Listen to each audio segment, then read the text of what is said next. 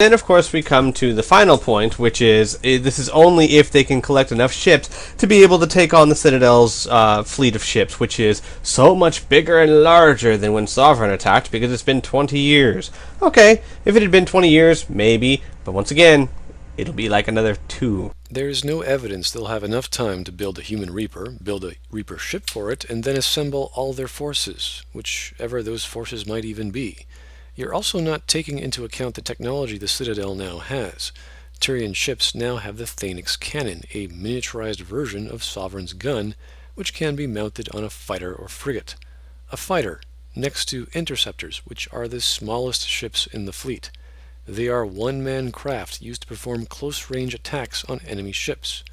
Fighters are housed in carriers, which are dreadnought-sized vessels that carry a large amount of fighters. The Battle of the Citadel, though it caused many losses, made the rest of the Citadel fleet stronger. It's really simple. You bring two sides together, they fight. A lot of them die. But those who survive are stronger, smarter, and better. It's like knocking over an anthill. Every new generation gets stronger. The anthill gets redesigned, made better. The Turians lost 20 cruisers. The Alliance lost 8 cruisers. They didn't lose any frigates, dreadnoughts, carriers, or fighters, possibly the Destiny Ascension. If one Thanix cannon can take out a collector cruiser in 2 shots from a distance, and it is mounted on fighters, the smallest ship, as well as frigates, and they didn't lose any of those ships, and all the collectors have is 1 cruiser and 1 Reaper ship or skeleton or whatever the hell that thing is going to be, which we don't know how long will take to build, they'll fail. All that time just gives the Citadel fleet opportunity to rebuild. Who's going to join the collector fleet? The Geth? Which, based on Legion's loyalty mission, were just eliminated. What is their plan? What is the point of this thing? What is the plot? Who's to say that they didn't indoctrinate some of them and say plant them on the Citadel as sleeper agents for when... Because they've got that ooey gooey oh so fluey project to finish.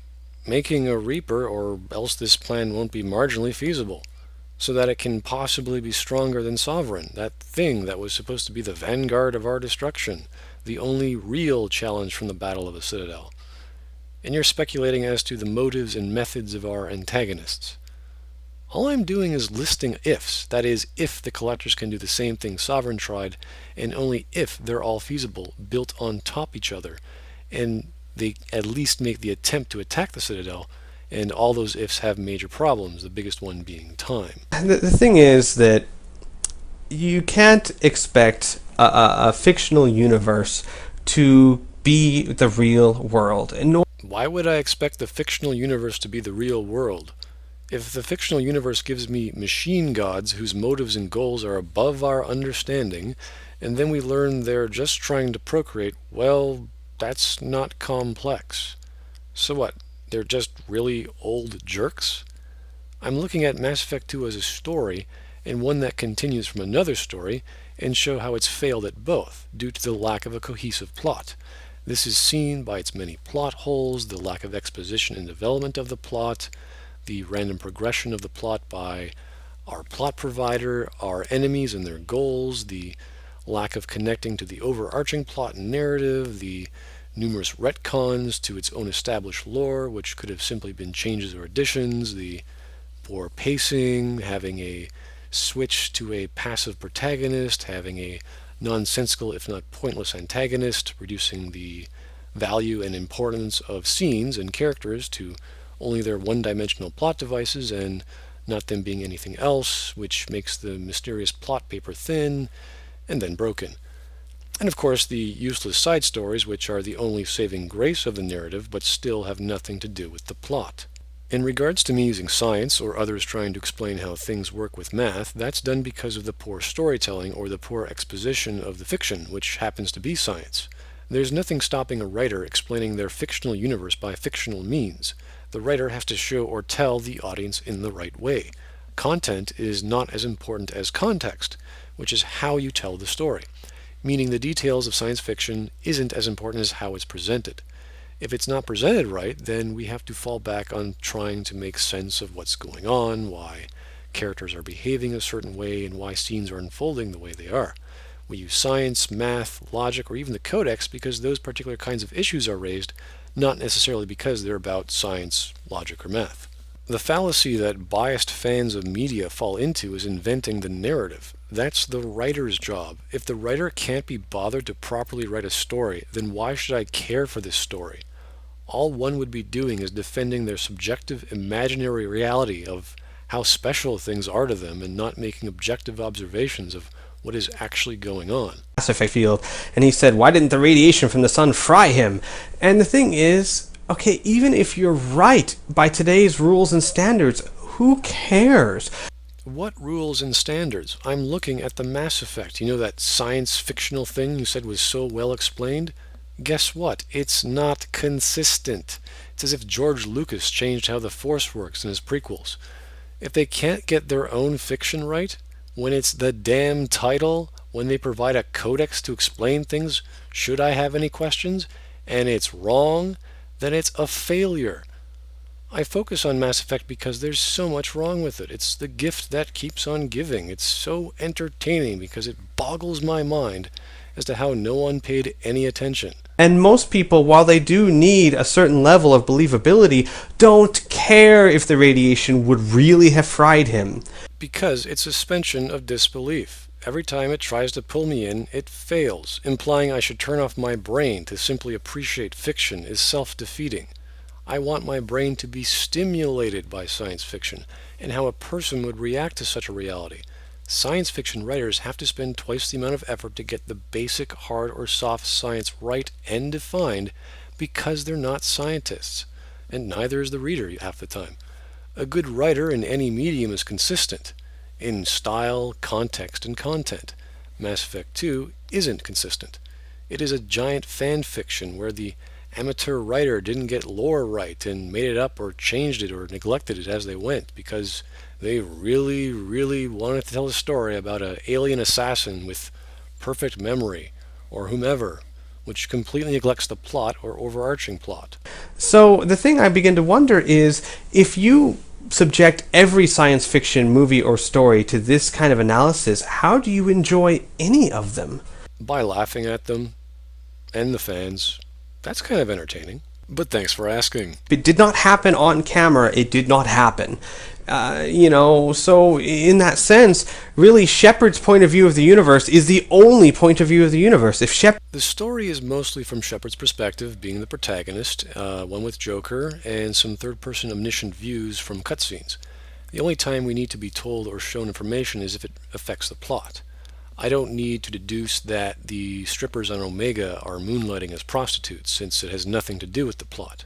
I'm analyzing that. When one starts inventing things, like believing Shepard's kinetic barrier saved him from his fall to Alkera, well, that's the writer's job. If the writer wanted to imply that future event without showing it, they had to make that implication clear. The writer's main task is believability, the quality all fiction should have. It shows or tells us how and why things occur and how the future events coincide. Mass Effect 2 is not some interpretive piece of artwork. It has the same qualities of contemporary media. There's no stream of consciousness, no psychedelic drug-induced surrealistic haze, no dreamscape, no random jumps in time, no major jumps in perspective, nor is it some piece of modern art that doesn't follow any logic. And it's definitely not a murder mystery where we have to pay attention and deduce characters or plots by ourselves.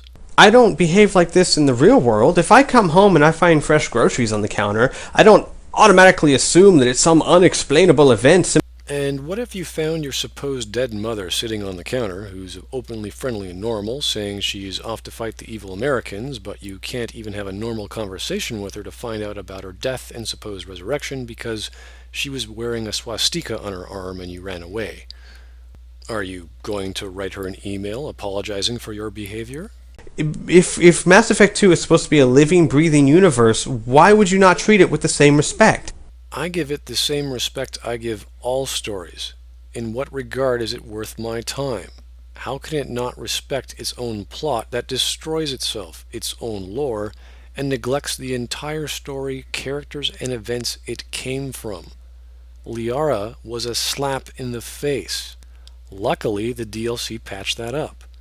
Where's my plot DLC? Oh. Feel that it is the gamer, viewer, reader's responsibility to fill in blanks that the writer could not take the time to do. Wrong. You're wrong. It's not my job to write a story. I'm the reader, the audience, the gamer. It's BioWare's job to give me a story I interact with in some way. I spent my $60 so they can do their jobs. If I'm doing their jobs, why aren't they paying me? Have to understand that this is a living, breathing universe and treat it like that. The only thing that I can remember has a sense of time or change is the death of your fish and the death of your crew. Even the import data is static. If that's what you want, play simulation or empire building games, I guess. This could have been like Suikoden, where your base changes and grows as the story goes on and you get more people as the plot develops. I guess Kasumi is sort of like that. The universe is simply big because we're in space. Your choices change nothing and don't have any value in the story. Your choices do not impact the plot. In literature, you must do this a certain way, and a plot must have this, and if you do this, then the story is fundamentally flawed. And I ask, by whose standards? Exactly. Your standards, a college professor's standards, famous author's standards? Yeah, all of the above. Humans have been making and telling stories for thousands of years. We're kinda good at it. The type of media the story is in is irrelevant. It's the story that matters. If they can write 12 stories for side characters really well, why can't they do that with the main plot? A great story? Because the majority of the public seem to think that Mass Effect 2's story was successful and great. Just because something is popular doesn't make it great. Just because the masses say it's good doesn't mean it's good. Just because it has a favorable reputation or wins hundreds of awards means nothing. I don't care who else likes or dislikes the thing. That does not factor into my analysis. It doesn't affect my observations or conclusions. I'm not going to say it's good or bad because everyone else says so. I'm just analyzing the plot. Reviewers look at everything they can and give a general synopsis or evaluation as a whole. It may be brilliant in graphics and sound and gameplay, level design, loyalty missions, voice acting, and on, and I would probably agree. But it failed in the story, plot, and storytelling of that plot, which is what my analysis was about. Others can either like the story or not, it doesn't really bother me. After objectively looking at just the story and not being biased by my opinions of sound, graphics, and all that other stuff, I discover, after analysis, the plot is rubbish. And this is evidenced by all the numerous awards it's received from critics and viewers alike. Now, you can say that they got these scores for things other than the story, but the truth is, you don't get these kind of scores with a crap story. And yet you still can't tell me why it's a good story. Period.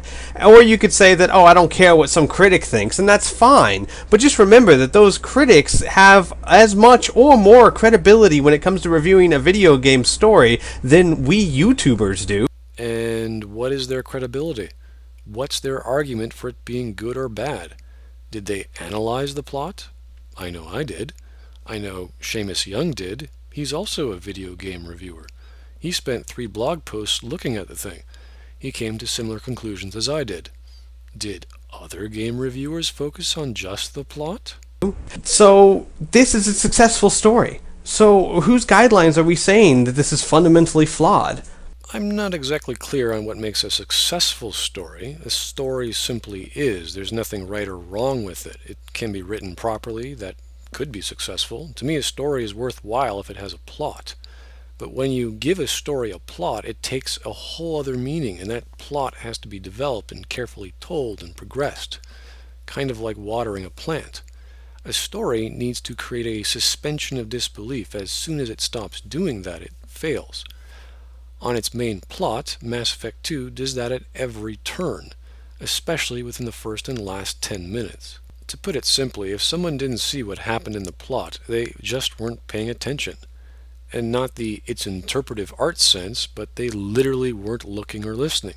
If someone was paying attention, they either didn't care and are lying, or they invented their own narrative to believe it was a successful story, or made up some excuse like it's science fiction, or it'll be explained later, or accusing others of being Mass Effect 1 fanboys, or saying they don't need every mystery explained, or even worse, accusing others who think differently that they don't have any imagination, as if it's the audience's job to patchwork a broken narrative. This is my high standard for a story, and this is my high standard for a plot.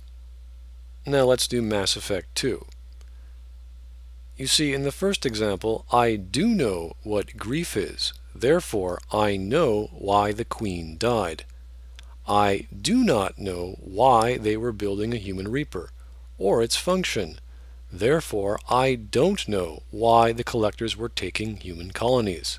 Never mind the numerous mistakes on almost every level of writing found in every main plot point in the narrative that I've pointed out.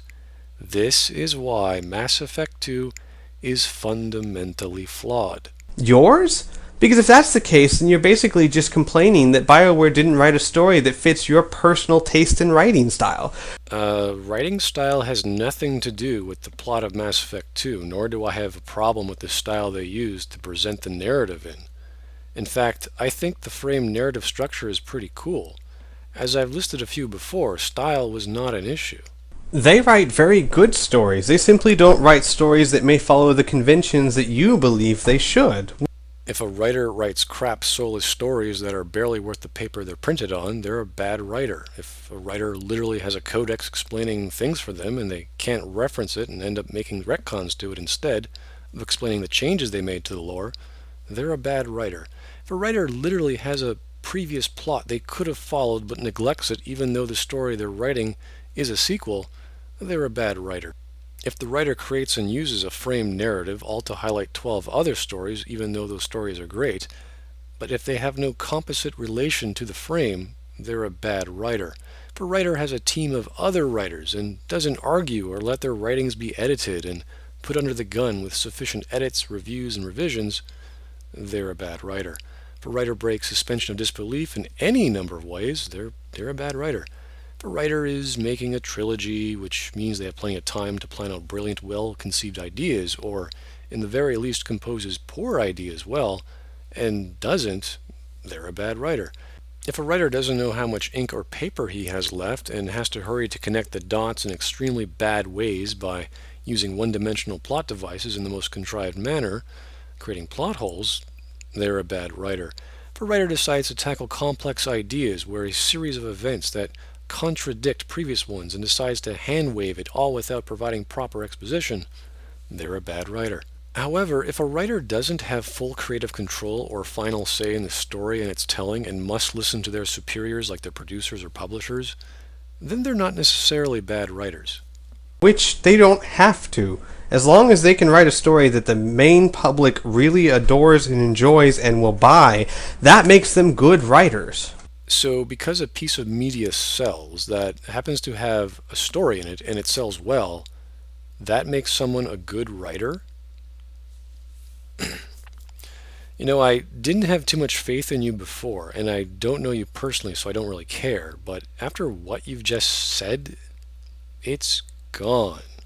Now, when Picard died in Star Trek and he went through some spiritual revelation, that's fine, because we're watching Picard's story, but we're not pretending to be Picard. Now, you can argue... What stops the audience from doing that with a player character with proper characterization? For example, in that scene, if I could control Picard and select one of 3 options by answering Q's question about my motives as to why I was laughing when I died, then I defined a piece of Picard's character. This is not the only way to do it in gaming, but it's simple enough. When I read a story or watch a movie or play a game, I put myself in the protagonist's shoes. I identify with the protagonist based on their human qualities, as we discover their character, their plight, their likes and dislikes, and the conflicts they face.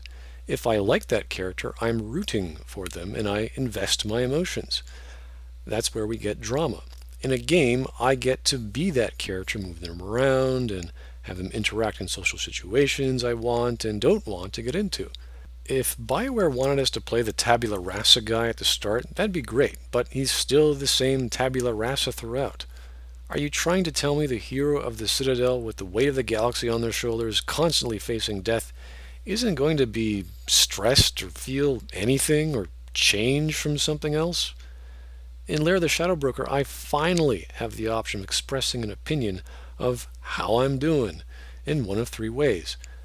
How is that breaking my make-believe of me being Shepard? On the contrary, it strengthens it. Shepard, who is me, is no longer a static, flat character, at least for that one moment. That's a touch of characterization, the same way the PR system is just a touch of an attitude. It shows some small, unknown part of Shepard. To have a protagonist, who is me, not show any character or develop it, is a wasted opportunity. Character development isn't necessary, but it makes for a better story because it's more believable. People faced with lots of conflict don't just shrug it off in some macho male way. Who says we can't make Shepard grow through the game, instead of just projecting our opinion of what we think we should be experiencing? If interactivity is association, then let us make the choices that make characterization. Let choices, that thing BioWare sold ourselves on, instead of being about the plot, which obviously has no impacting choices and would be too complicated, impact the Shepard character, who is us. Just pay Mir and Hale double for double their time in their recording booth. It's that easy. After all, classic characterization occurs in stories when they're faced with a choice. So what's wrong with letting us, who is Shepard, be faced with choices that not only impact the plot, hopefully, but also our character? That not only adds to our believability in the protagonist who is a person with character who develops, but also our association being that character. So far, all we really get is Shepard being a mean, violence-seeking badass or a kind, diplomatic, friendly guy. Why can't or why isn't the main plot Shepard's arc, or a series thereof? Because they spent an entire game preparing you for the third game. They couldn't push the plot forward too much because they needed to worry about that in the third game. Oh, so you're accusing me of some kind of elitist writing standard, but yet because this is a trilogy, you believe they can't push the plot in the second story? Why the hell not? There's no ironclad standard for how you should write a trilogy, or 3 chapters, or why a plot can or can't be developed, or how much relevant conflict should be in the second chapter. There is no reason the plot couldn't develop as much or as little as it wanted, or by the overarching plot, or both, provided some part of it did develop. The fact it didn't go anywhere is one of the problems. And when people compare Mass Effect 2 to The Empire Strikes Back, it's like comparing the statue of David to Lego. And I happen to love them both. Couldn't diverge too much because then they would have way too many complicated storylines for the third game. Way too many complicated storylines for the third game? How about 12? You really care and have an emotional investment in your squad. You sure about that? Now, the fact that they could die in Mass Effect 2 gives you a little taste of what Mass Effect 3 could be like. A contrived, illogical mess of death based on a stupid gameplay mechanic that follows no understanding of storytelling or believability? Fantastic. How many of you played the game, lost a character, and really did not like that because you really enjoyed the character, you cared about them? Not personally. I was more pissed off that Zaid somehow wasn't a good leader, yet he died and no one else did. Because it broke the lore it established about Zaid being a military veteran and always getting out alive while his colleagues didn't, even after being on several suicide missions. It would have made sense if only he survived. And after doing his loyalty mission and having him come to the choice that he has to be part of a team or die, and he chooses to live, and he's still not good enough?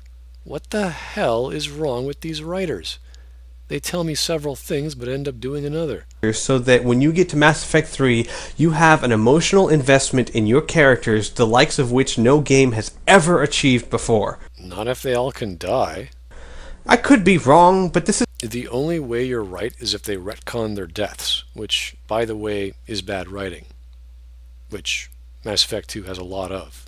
Oh, and plot holes. They lose sight of what Mass Effect is really all about.